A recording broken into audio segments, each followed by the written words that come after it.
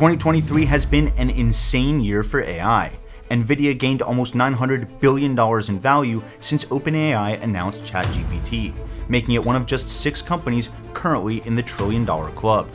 And Microsoft's market cap is now a whopping $2.75 trillion, bringing them just a stone's throw away from dethroning Apple as the biggest company on the planet.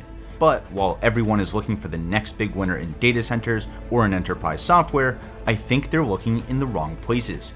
Instead, we should be looking for new markets that AI hasn't taken over just yet, but is about to.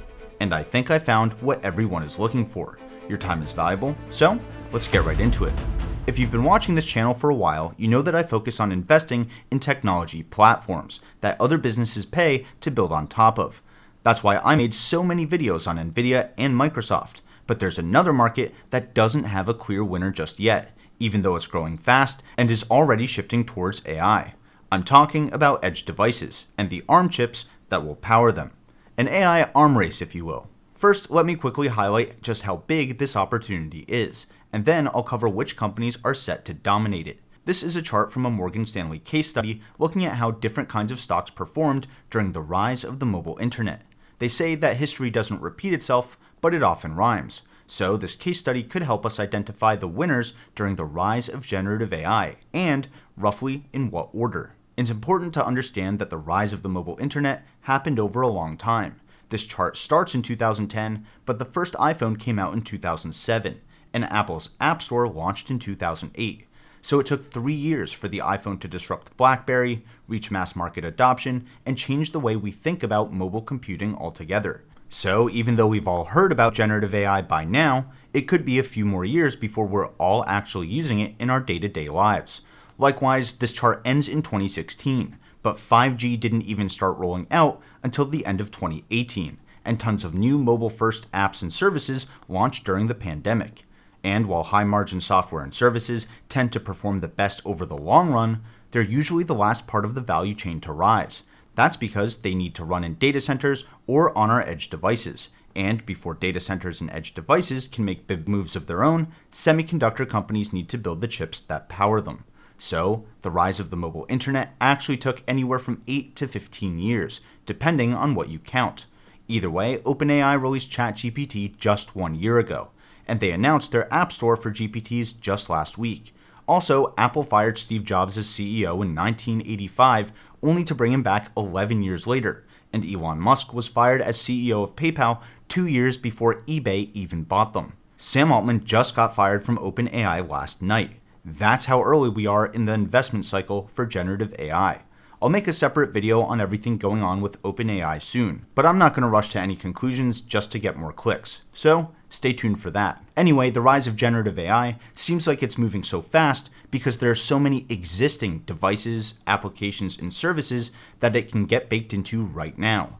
Not only is it able to do amazing things for the future, it can do amazing things for every single application of the previous era, which is the reason why all of these APIs are being connected into Windows applications here and there, and browsers, and PowerPoint, and Word.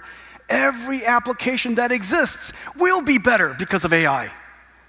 Think about Microsoft's Azure AI infrastructure, their Windows operating system, the massive Office 365 software suite, and their Bing web browser.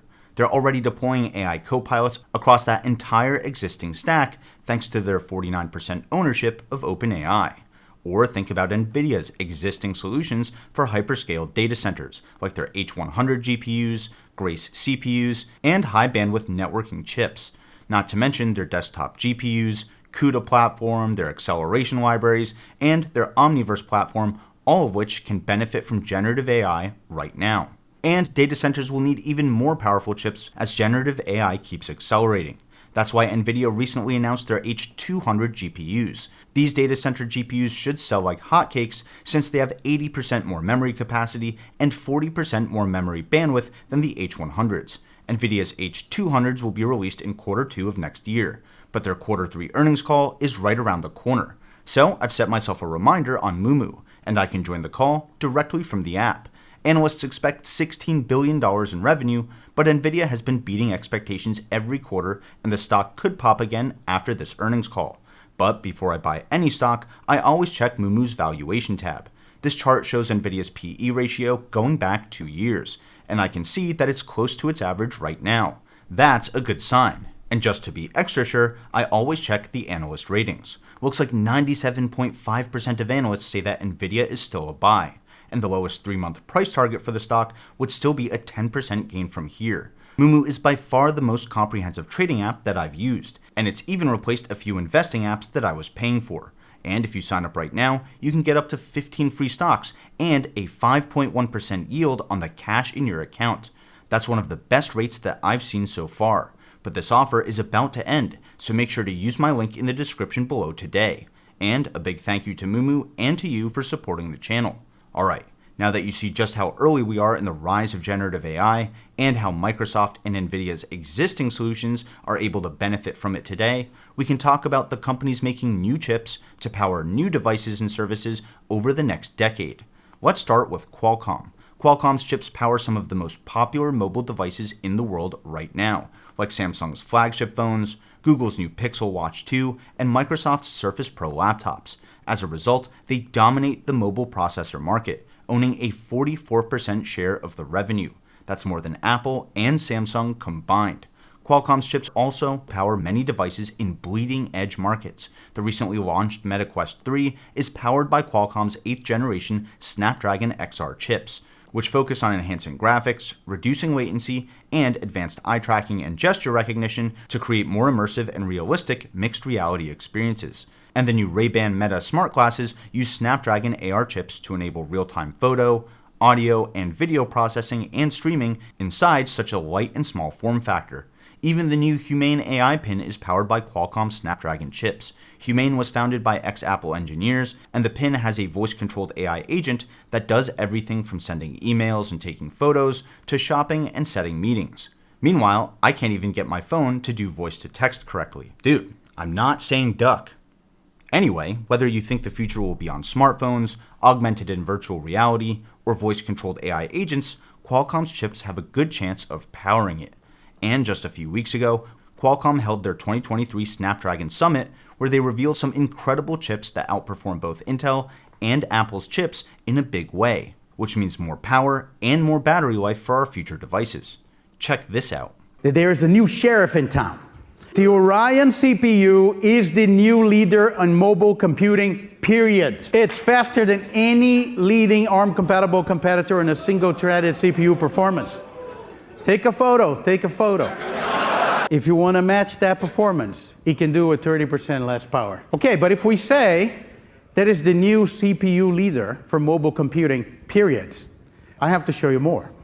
So, it's faster than leading x86 CPU.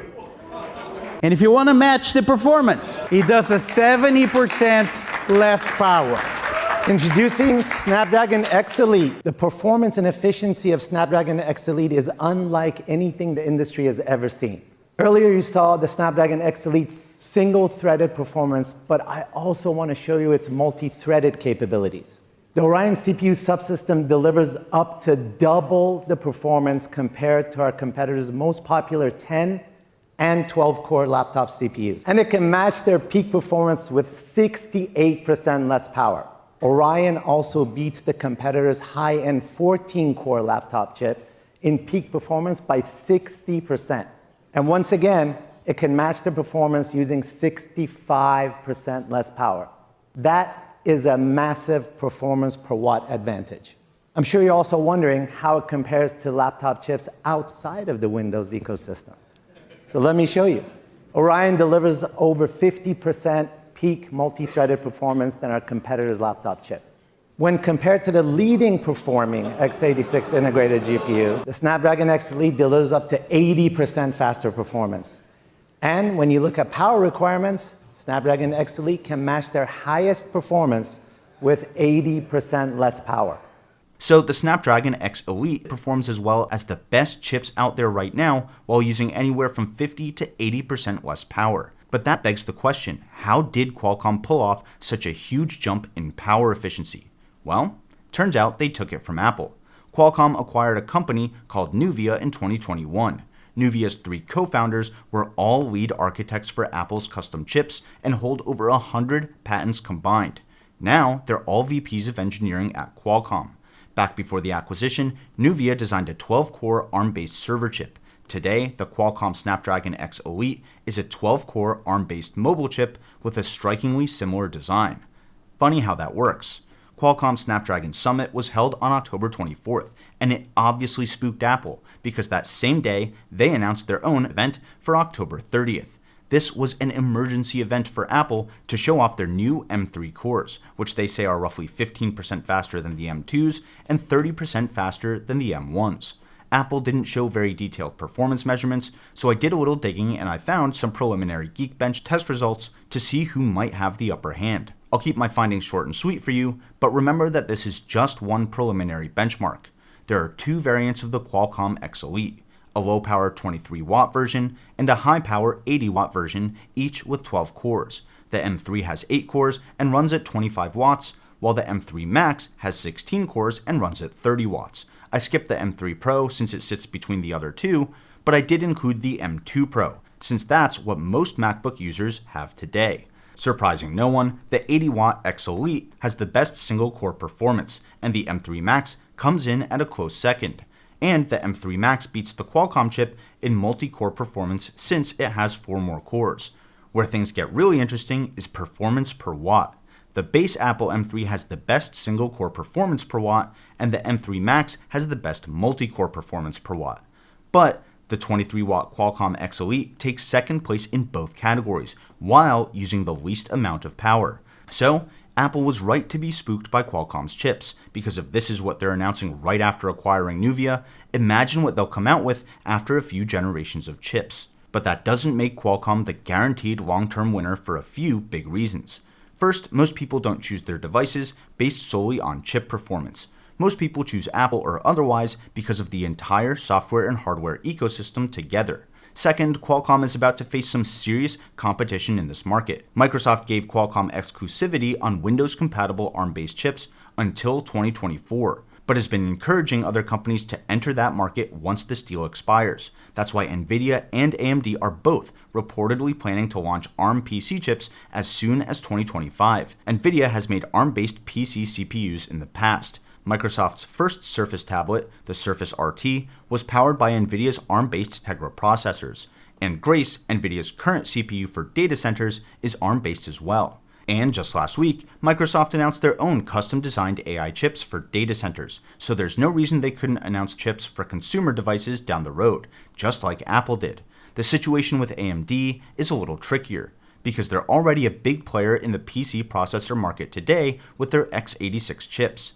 That means AMD could end up having to cannibalize some of their existing market share as they compete to win in the ARM market. It all depends on which chip architecture ends up being more successful. And of course, Intel is dismissing the whole PC ARM race altogether. Pat, the story of this week has been chip companies entering the PC processor market on ARM architecture. How do you hold off those newcomers? Hey, the idea of an ARM-based PC, they've always been sort of niche and low-end, with the exception of Apple, and there it's not ARM, it's Apple and their ecosystem. So for the broader Windows ARM market, it's always been pretty low-end, right, and insignificant in the bigger context. And as long as we deliver our roadmap, I feel very confident that as others surge into the AI PC space, this is a lift to the overall PC market, and we'll be uniquely positioned to benefit from that. I don't think that Intel should dismiss ARM-based PCs just because they didn't take off a decade ago. In fact, the MacBook nearly doubled its laptop market share since Apple switched from Intel's x86 chips to their own custom ARM processors, which makes it clear that there is a real market for ARM chips in laptops. I know this video is a little long, but I want to be thorough since this will be such a hot market with so many great companies competing in it, and many new kinds of edge devices coming out over the next few years. So if you feel I've earned it, consider hitting the like button and subscribing to the channel. That really helps me out and it lets me know to put out more research like this. Thanks, and with that out of the way, there's really only one question left to answer. How would I invest in the AI market right now? Like I said at the start, NVIDIA and Microsoft have the biggest ecosystems that can benefit from generative AI today, which gives them some big advantages over the next few years. Obviously, Apple is always a safe bet, and probably will be regardless of what happens in this market. Still, they're an important part of the story because their custom chips are what kicked off this AI arm race in the first place. And then there's Qualcomm, which has a massive ecosystem of chips for a wide variety of edge applications, ranging from smartphones and self-driving cars to augmented and virtual reality. And with their recent acquisition of nvida, we should be seeing their chips keep pushing the limits on power efficiency even further in the future. Don't sleep on Qualcomm. I think they're the chip maker to watch as AI inference keeps moving from the cloud to the edge. As for AMD and Intel, I think it really depends on how their existing x86 chips get impacted by the PC ARM race. The more that ARM chips take off in these markets, the more AMD and Intel will need to cannibalize their existing businesses to stay relevant. Kind of like how Ford and GM have to make some tough choices as electric vehicles become more mainstream. And of course, I'm sure we'll see new companies designing new chips for new kinds of devices as we get further into the rise of generative AI as well. How they'll end up doing depends on how well their chips stack up against all the companies that I covered in this video. That's why it's so important to understand the science behind the stocks. Thanks for watching, and until next time, this is Ticker Symbol U. My name is Alex, reminding you that the best investment you can make is in you.